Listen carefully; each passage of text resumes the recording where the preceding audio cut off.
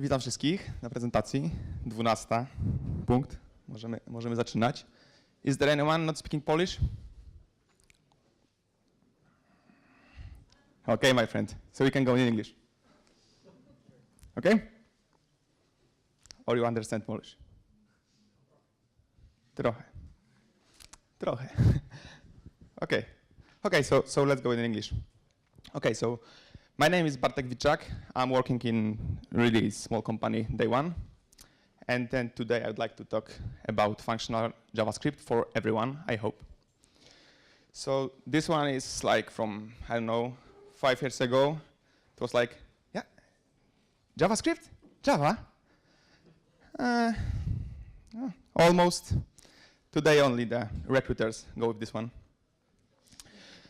Okay, so functional programming, I hope all of you know. It's category theory. The background is awful, but the most important thing, 320 slides, so a way to go. No, just kidding. So almost all functional presentations, and I hope not this one, is something like this. So functional programming, you mean? Huh. We need to change our brain to understand it. No?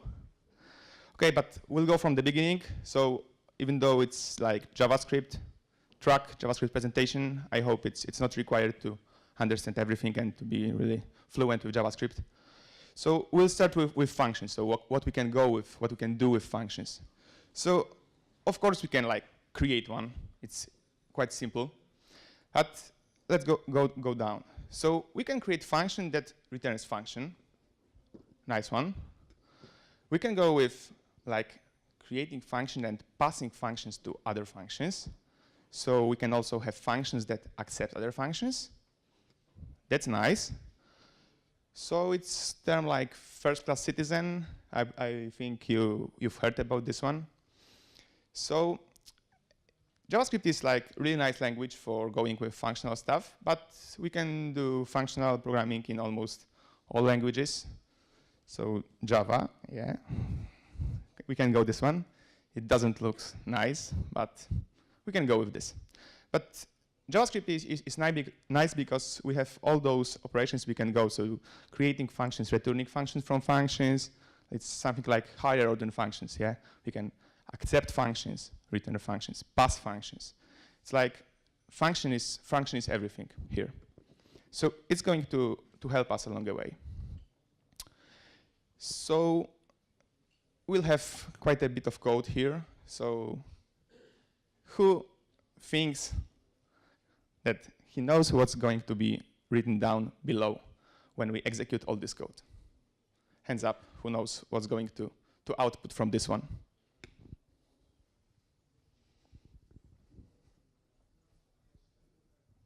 Okay, none of us? Okay?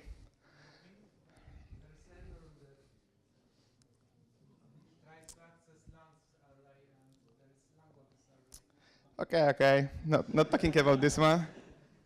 Fail number one. Okay, I just wanted to show you that we do not know what's inside those 3 dots. Yeah. So how we can reason, how we can know what output this function is going to take. Yeah. Because there can be like anything, and I just forgot to tell you it's going like 2 pushes and 1 slice.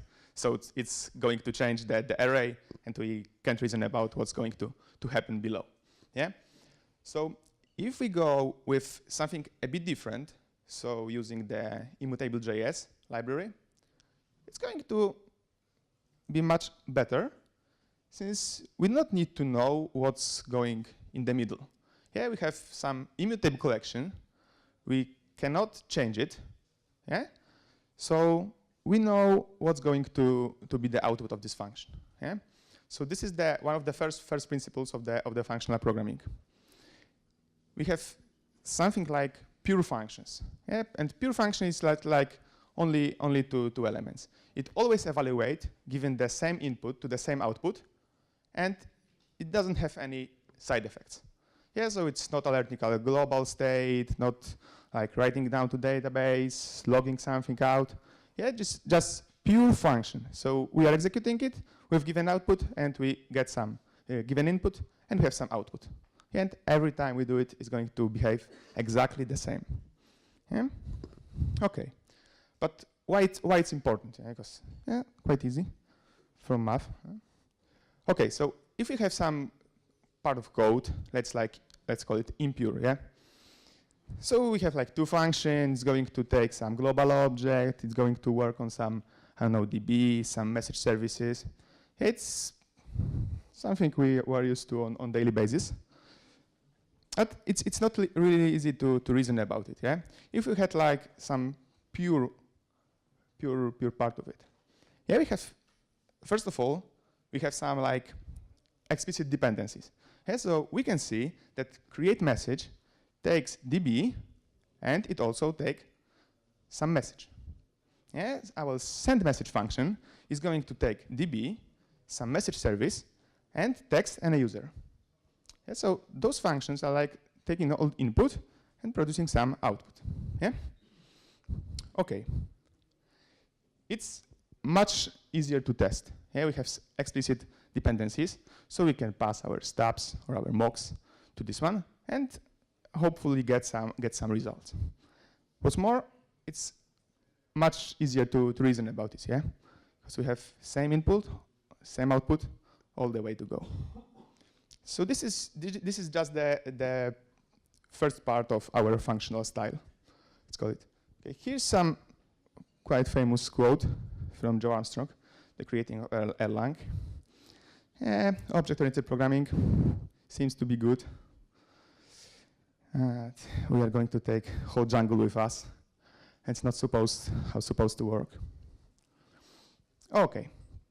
So functions are the easy piece, so everyone knows it quite good. Okay. Let's go to something a bit more like functional, like carrying. So the concept is quite easy. Let's suppose we have a function that takes two arguments, x and y. So going with carrying, we are going to have a function that takes also two arguments, but one after another. So looking this way, we have like function that takes one argument and then returns a function that also takes one argument. Yeah? Looking into code of this, let's suppose we have an add function. Yeah? Best example. X, Y, we are summing in tab. So after going with carried, we have something like this one. Yeah, so we have function that takes X, it returns function that takes Y, and the computation are exactly the same. Yeah? We are just like taking one input per function. Okay. So let's go with simplest example. Let's suppose we have this carried function, yeah, and we are creating another function called increment. So we have this carried add, and although it was the same function as add, giving two arguments, when we provide only one argument, you remember that it returns a function that takes only one argument. Yeah? So we can have like another function called increment. It all the time increments our argument by one. Yeah. We can also have something like add 10. Looking at this one, so yeah, I can see this. I can see this carried function in my code, adding all the way. Nice one. Okay, let's go back for a second. Who doesn't understand this? It's like, okay, great. So let's go with like more concrete example. Bang.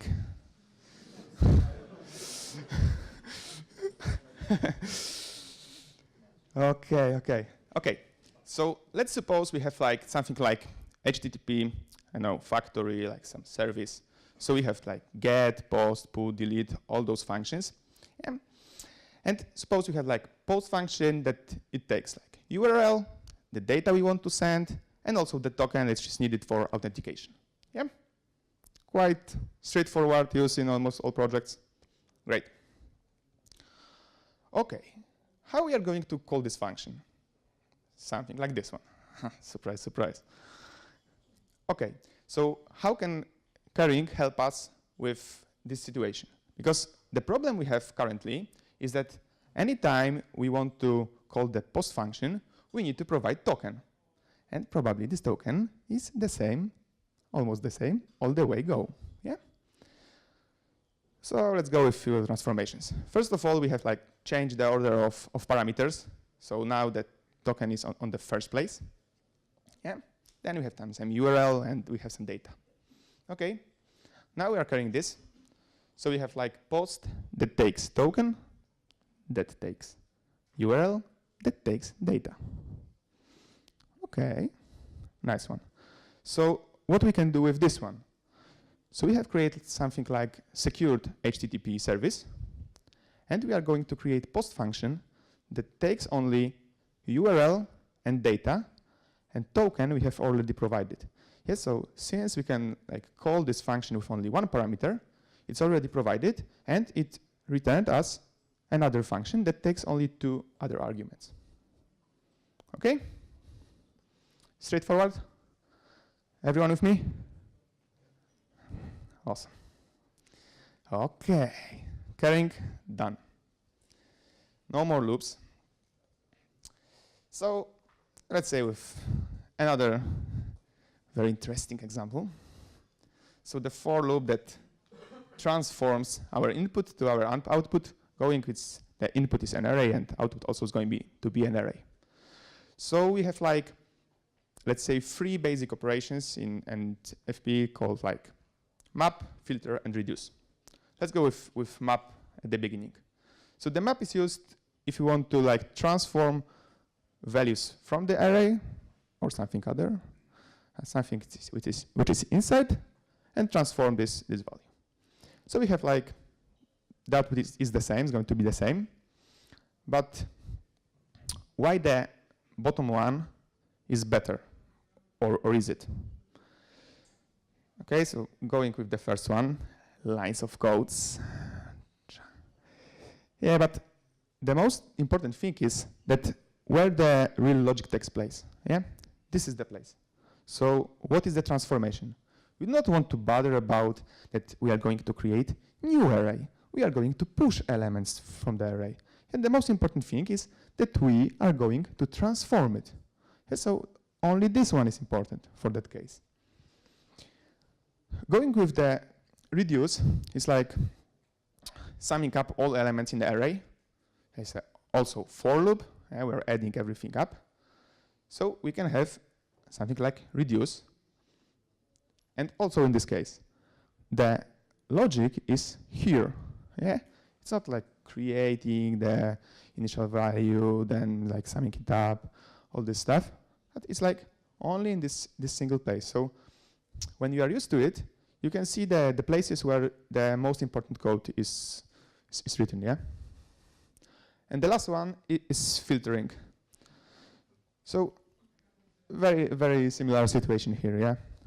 We are like creating new array, yeah, checking some predicate, they pushing values. Those things are irrelevant, yeah?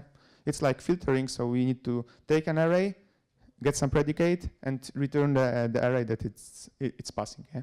So here is the place that is most important, and of course that this filtering. Okay. This one is easy, yeah? Okay, challenge accepted. Month without 4 loops.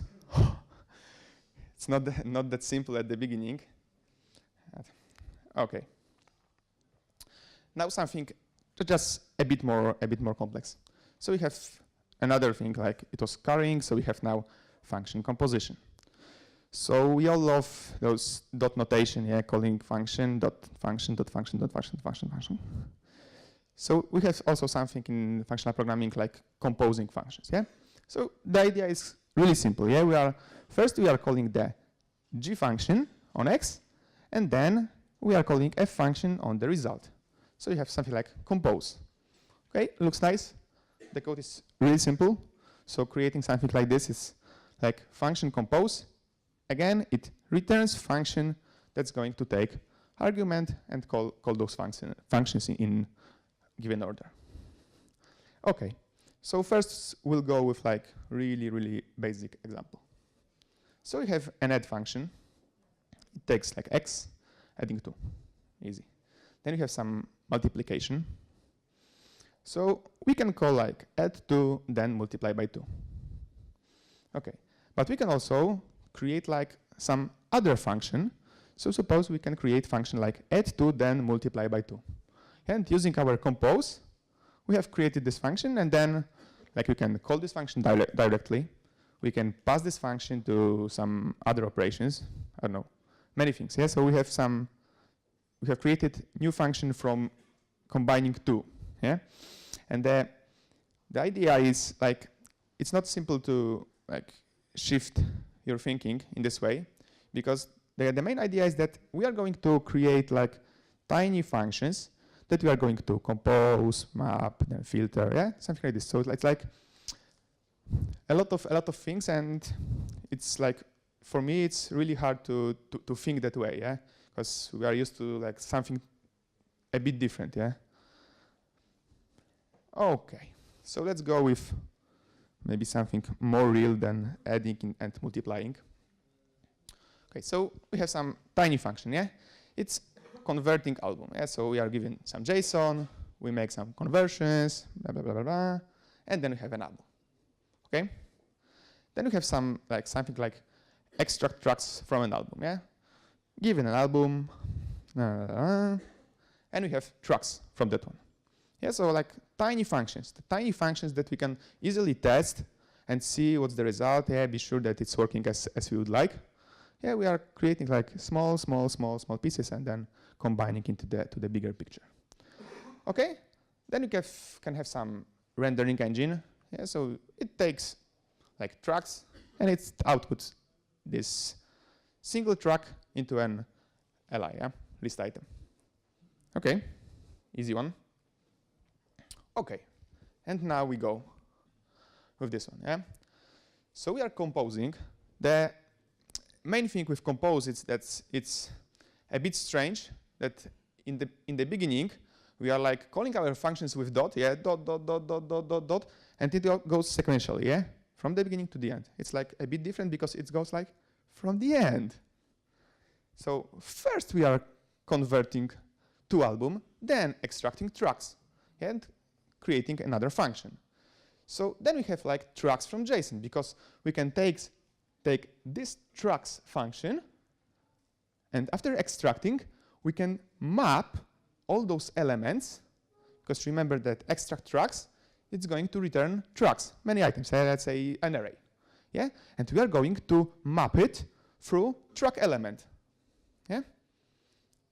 Of course, if there is a function map that takes the function in the first place and the array in the second, because as many of you probably use Lodash, it takes an array as a first parameter and functions then, yeah, and have some like, I don't know, chain function, something like this, calling value at the end, yeah, because it's at the beginning it's much easier to reason about it. That's why how it's done, yeah.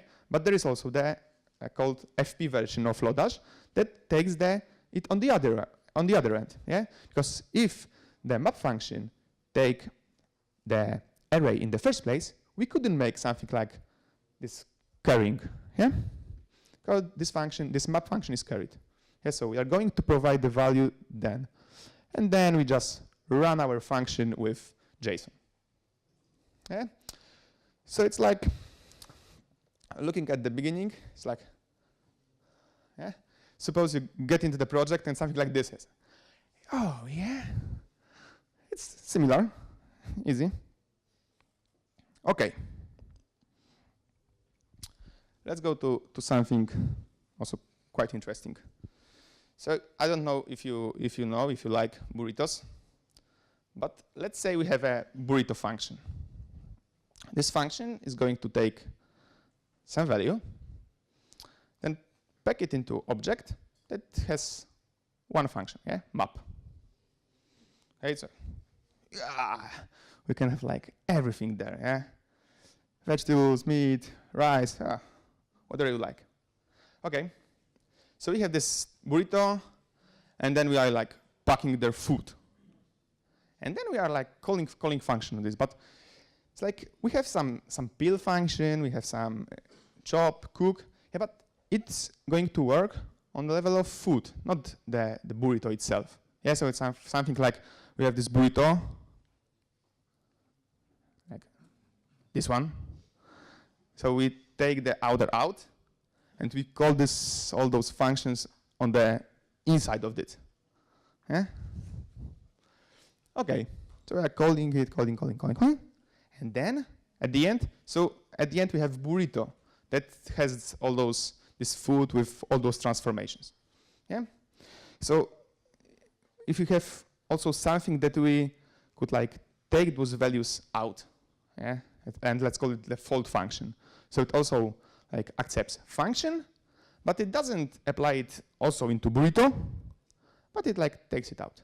Yeah, so let's say we have like peel, chop, cook, and then okay, grill. Take off this outer and give me the inside out. Yeah. Okay, so if I'm taking out the burrito from the food from burrito. Okay, this gives us the possibility that all those like state changes, though they are inside this map function. Yeah, so it like we not have like some global state that we take, we apply those conversions to the food. Yeah, so we a bit minimize the global state of our application. Yes, everything is done inside those map functions, and this is still in this huge burrito. Yeah. Okay. So there is one burrito we already know, probably more than one. Okay, so we have something like an array. So in this case, an array is a burrito with like many elements. Yeah? And we can take this array, apply some functions there, but it's like we are applying this map function, so we are applying map function on the array, but we are transforming like the inner of the array. Yeah? So it's like could help us in a way that other case, some for loops, yeah, transforming, or even better, everything in one for loop, yeah, and then project manager calls, could you add one if there? Yeah, sure. And 2 months later, it's like crash, yeah. Like, who done this code? Couldn't be me. Okay. So maybe some other burrito that is going to help us during like day-to-day work. So let's imagine we have the find function. Yeah, so this function like takes the list and also predicate. And old stuff like for loop, checking predicate, returning the function. Okay, so if we find an item, we are going to return it. But if we don't find it, we are going to return, of course, null. Yeah, or we are looking for an index, -1. Awesome. Then we have something like this. Yeah, and we have like render function. So it takes text, gives us some, I don't know, div, some HTML. We have our array. Yeah, we are looking for some great language. Yeah. Okay, and of course, we are going to handle the null case. Yeah, of course, we all do. Yeah, until we don't. Okay, so in the part of the code, we are checking if we found anything. Not okay, returning something. Then, if we did, we are rendering this element. Yeah, so that's one option. So we are handling null like after looking for a value before applying the function. Okay. The other way around is that we have something like render function that accepts argument, and then the function itself. Check if it's null. Okay, if it is, it's like some, I don't know, default value. Yeah. Then if there is a value, it's going to return our div. Yeah. Then probably we're going to need some default that we are going to pass. Yeah. If there's no default, it's going to go with this div. Okay. But it's like anytime we would like to use this item that we are looking for, we need to check if it's null. Yes, it is. Okay, so maybe this one. Okay, if it's not, we are going to apply function. Yeah. So how could maybe help us? So the maybe is like, I think initially from Haskell, but it was also, it's like other names like optional, Java option. There is something like this. And in this case, we have like maybe, and there are like two cases, yeah? It's just and a value, and it's like nothing. Yeah, it's okay. Once again, we have our fun function, we have written it, and if we find, we are returning the just with the value or nothing. Yeah? So this maybe is also something like our burrito. Yeah? So we are packing the value inside or not. So how could that help us? Okay. So first of all, we have our render function. Yeah?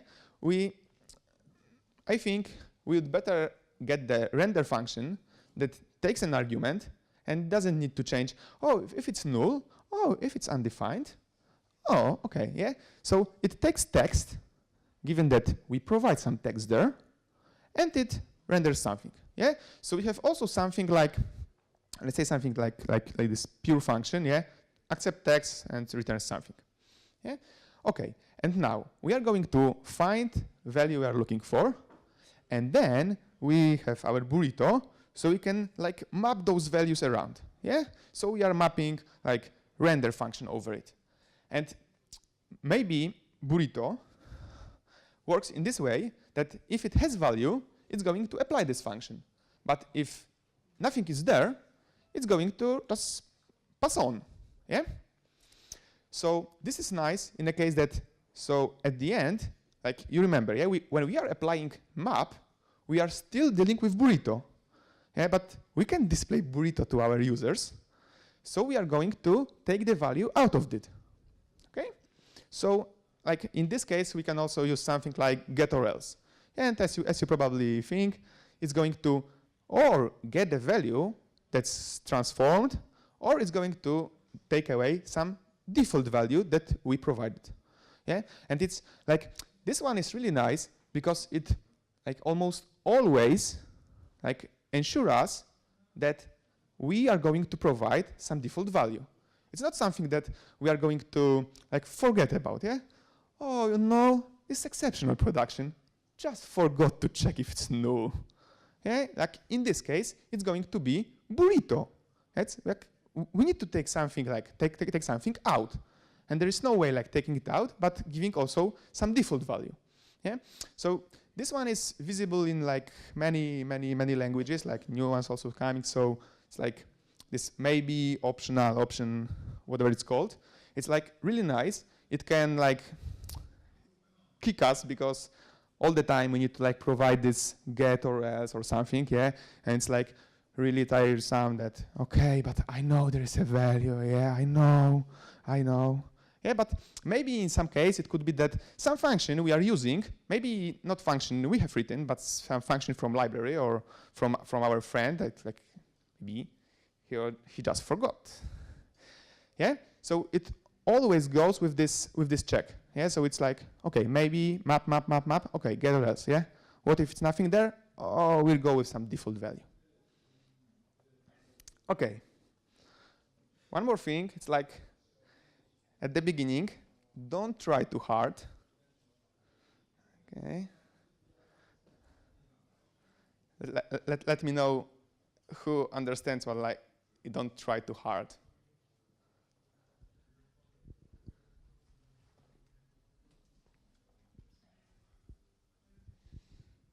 Okay, so anyone knows what that piece of code is supposed to do? Yeah. So it's just map, yeah? And like, we've got reduce everywhere. Yeah? Oh, interesting. And like taking code and so you mean this one? Yeah. Or using like some, I don't know, some Lodash. It's could be even simpler, yeah? But it's like we have like that, there are not so many operations we are going to use. Yeah, but like reduce can be used in almost any case. Yeah. Okay, so it's like looking like this one, yeah? Hey man, from today on, we are going to use functional programming. What do you mean? Reduce. Okay, got it. Yeah, and reduce everywhere. Okay, so to end this, it's like some real fluff. So let's use some things we've been talking about here. Yeah? Okay, so we have a function. It's like a bit more complex than the previous one. It's also like, it's not good example for presentation, because like you can see, the biggest advantage of calling map, reduce, something here, it's like we have this clear moment, this clear idea where the real logic takes place. Yeah. So if we have reduce like this one, it's like, even though we go with the for loop, does it change anything? It's like a lot of code anyway. So going with another for, creating another array, pushing all these things. But okay, let's go with this one. Yeah, so we have reduce. It's like going something more stuff there, and it's returning some slots. Yeah, as you can see, probably or not, it's like taking the trip, only one trip. Yeah. Then we would like to create something that's going to accept like many trips. Yeah, and taking time slots from all of those. Okay, so how we can do it? Okay, we have a function that's going to take a trip, and then it's going to return like an array.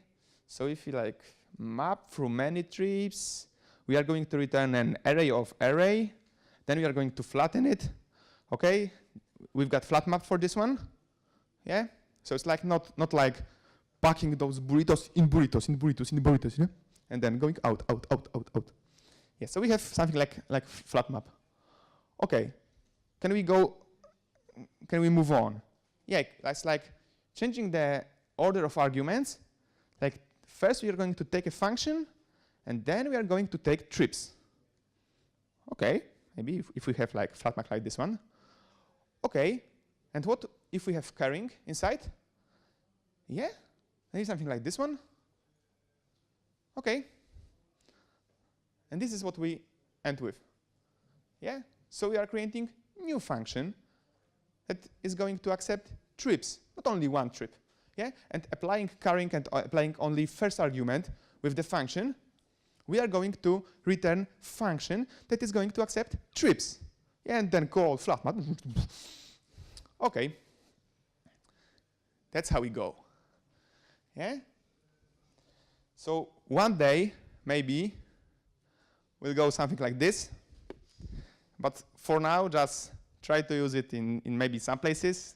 Just play with this one and just see if you like it, if it suits you. Because it's like, it's not a silver bullet. It's like, there are many presentations there with functional programming. It's not silver bullet. It's not going to help with everything. Yeah, but in some cases, it's going to help. And I think it's really nice. Yeah, thanks a lot.